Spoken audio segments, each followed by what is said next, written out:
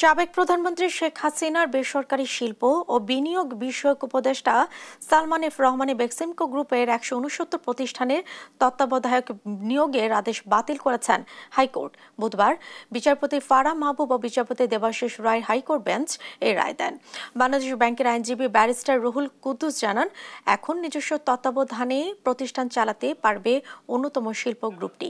তবে গ্রুপটির কার্যক্রম পর্যবেক্ষণে রাখতে বলা হয়েছে নিয়ন্ত্রণকারী প্রতিষ্ঠানগুলোকে।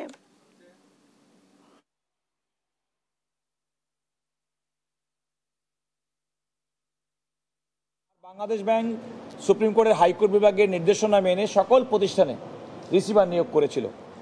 এটি আপিল বিভাগের নির্দেশনা অনুযায়ী হাইকোর্ট বিভাগের শুনানি হয়েছে এবং হাইকোর্ট বিভাগের আজকে মাননীয় বিচারপতি ম্যাডাম জাস্টিস ফারাহ মাহবুব এবং জনাব বিচারপতি দেবাশিস রায় চৌধুরীর বেঞ্চে আজকে সেই রুলটি অর্থাৎ জনস্বার্থে দায়েরকৃত সেই রুলটির চূড়ান্ত শুনানি এবং নিষ্পত্তি হয়েছে।